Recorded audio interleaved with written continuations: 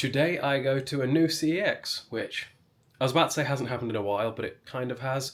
Every Saturday for a few Saturdays now I've been venturing out like 40, 50, 60, 70 miles in any direction to specific CEXs to collect specific things.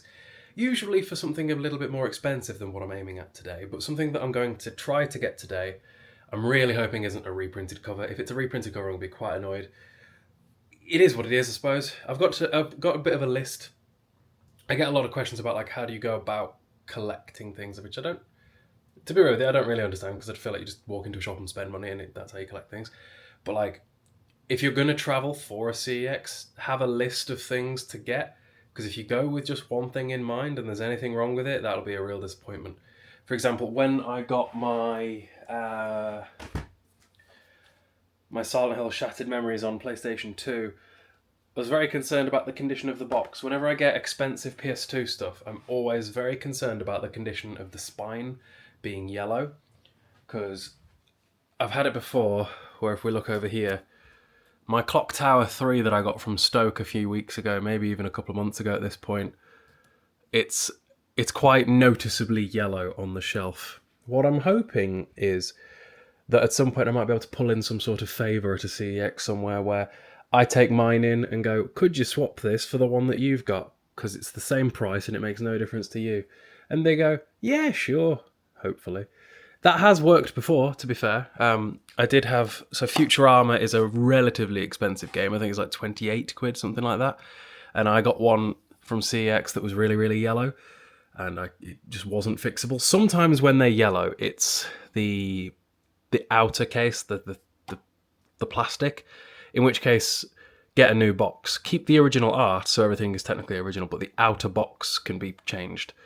But in the case of that Futurama, it was the actual spine itself that was stained yellow, and it was the same thing, or is the same thing with this Clock Tower 3. And I am hoping that if I take it to a CEX at some point that has other ones, that they'd swap it. I mean, so long as it's the same price still 72 quid, I don't see why they wouldn't. You know? But anyway, yeah, I'm travelling to CEX Crew today, and I'm quite hoping to find some stuff, hopefully. I'm also going to go and see some animals before. I'm going to revisit my old college, because it is also a petting zoo of some... Well, it's not right. It is kind of a petting zoo, but it's also just a full-on zoo. I'll get some clips. You'll see. I didn't film my last adventure quite so much. I just filmed the CEX part of it. But I'll film some extra today, because get more of a vloggy style video out of it, I do suppose. It's a sleepy lizard. It's like a dinosaur.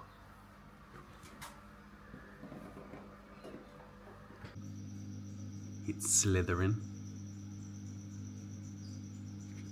I don't know what a skink is, but it's that lizard on top, but then under the rock is a little turtle. And then look at this beast.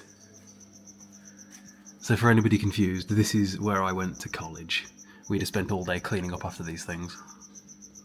This one's massive, and all these turtles.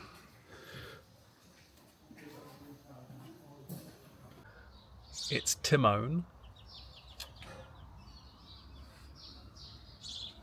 Alright, just arrived at Crew, and the weather has taken many turns on the way here, although I've parked miles away because I always bloody do, and there's a learner that's just pulled up next to me. I've discovered one of my alloys is scuffed. I don't know how this has happened, because I promise you it wasn't me, because it just wasn't. There are a few certainties in this world. Madeleine McCann was murdered by her parents, and I did not scuff my own car. It just did not happen. So yeah, it's about to start raining again. Apparently I've got a pay-in display, so I need to go work out how that works. Let's head across. Well, this actually was the shortest walk of any CEX ever. They've also got like the fewest things in the front ever. This isn't boding well, to be honest.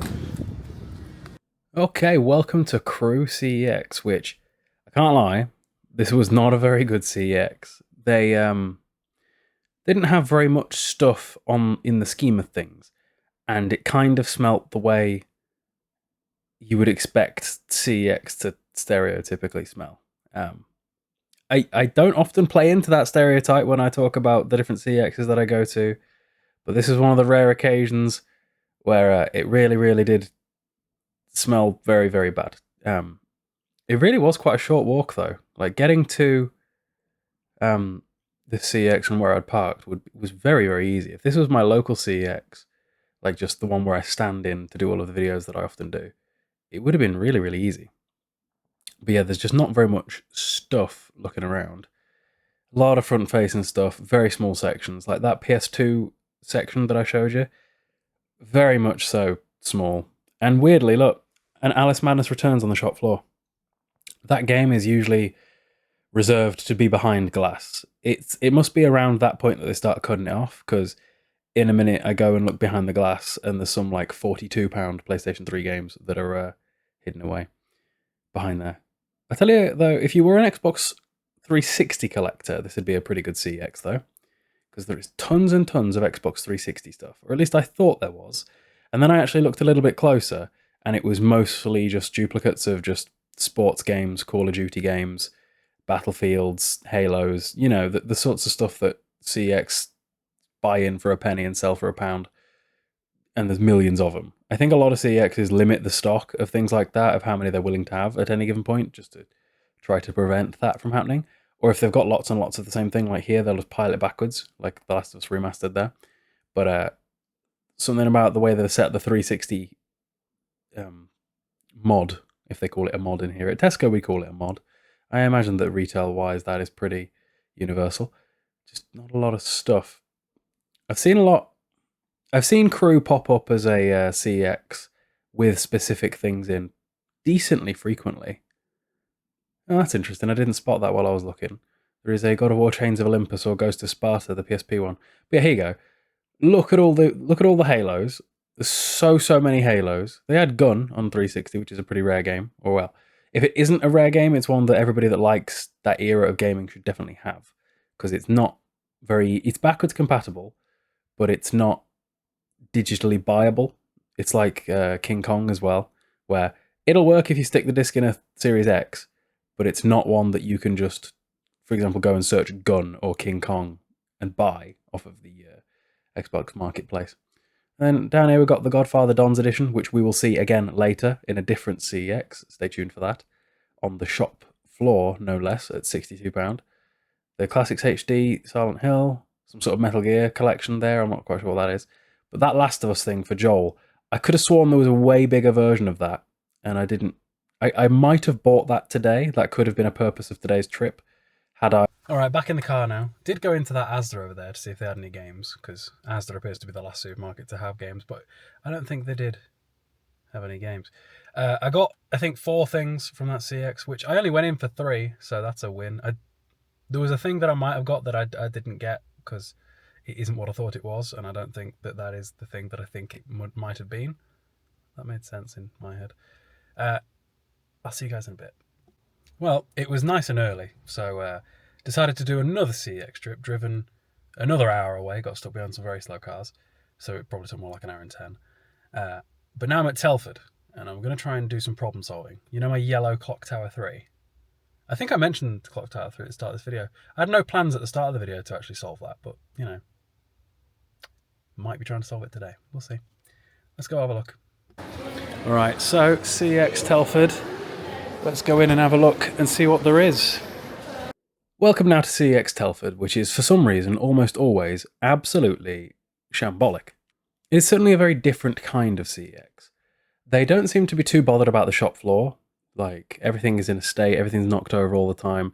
There's random games, and there's like random entire mods that are just random stuff that I presume has yet to find its actual real home yet. And just everything's always just not great on the shop floor at Telford. However, they always have a lot of really very cool and expensive stuff behind the shelf. And I spoke to the staff in here before, and they sort of consider Telford to be sort of like an e-commerce store more than like a one that makes a lot of money through things on the shop floor. Because they always have some pretty expensive stuff back there. Like today, for example, 2 Clock Tower 2s. Clock Tower 2 is Clock Tower 3, sorry, is a pretty rare game. But then I also started spotting games on the shop floor here that at some point are probably not going to be, and some definitely shouldn't be. So that Back to the Future game, for example, the PS4 version is almost never on the shop floor because it's £65 now. But then down here, I spotted The Godfather Don's edition, which, as we established earlier on, at £62 is a game that should be behind the shop, but behind the desk. But it just wasn't here, and yeah, it's a reprinted cover. Probably because at some point somebody put it on the shop floor when it was the original cover, and somebody nicked it. A lot of people go, why do they nick games when there's no games in them? Because the people that nick things are generally not the most intelligent people in the world anyway, because, let's be honest, they're thieves. And therefore, half of the time, they don't even realise there's no disc in it. Sometimes they might be a little bit smarter and just be a bit scummy in that maybe they're trying to get a case for a game that they have just the disc of. If that were me, I'd have saved so much money, because there are so many games that I have rebought cases for that include the original game simply because I had a disc and no case. But, yeah. The mission with coming to Telford was Clock Tower 3. With them having 2 of them, I was certain that hopefully there would be one in a better condition than the one that I have at home, and it's still the same price, which means that because of the 48-hour returns, no questions asked window, it'll go back on a voucher, sure, but whatever. Okay, I'm home and one of my lights is flickering, but let me show you guys what we got on today's CEX haul, shall we? So first of all, we'll do the obvious one. We got Clock Tower 3 over at Telford. Now, obviously it's night time, so it's probably not going to pick up too well on the camera, but I don't know if you guys can tell right now. That's Clock Tower, the one I've had for a bit.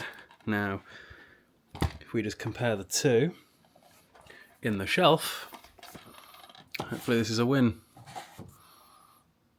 I would say that's about as perfect as it can get. I'd call that a win to me. So what I will do is I shall return the one I already owned with the receipt from the one from today, because they cost the same and it's the same product. That is a win. Now then, let's go through what I got on my travels. First things first, we got Fighting Fury, which was a game that had completely just slipped my mind in terms of the fact that it exists. It is a 2D fighter from anybody that's watched, is it Baki, the anime? Apparently it's based on that, and I never knew that when I was a kid. I've never watched that one, but I remember I played this with some sort of like, you put straps around your wrists and your ankles, and you were supposed to do the moves in real life, sort of thing. But yeah, X-Men Destiny for the PlayStation 3. This is something I've been after for quite a while. It's not expensive, it's just never been very easy to find. Next up, Fracture. Didn't exactly aim for this one. It just happened to be there and I needed it on PS3. And then something that I really was after, that looks different than I expected it to look, is Borderlands 2, the Game of the Year edition, which is about 6 times more expensive than the regular Borderlands 2, and comes in this double thick big box cardboard sleeve. Now if we just take that off for a sec, it comes with a regular Borderlands 2, and of course the Game of the Year edition one. So what I'm probably going to do is this one here that says Game of the Year edition along the spine can go on the shelf, but not the original Borderlands 2. That I'll probably put in here along with something else just to bulk this back out so it still looks cool. I'll figure that out. On tomorrow's episode, I will get my car MOT'd, at which it will hopefully pass, and go to Stafford CEX. Hope you guys enjoyed today's events. It's been a long day, done a lot of miles. But yeah, do be sure to subscribe.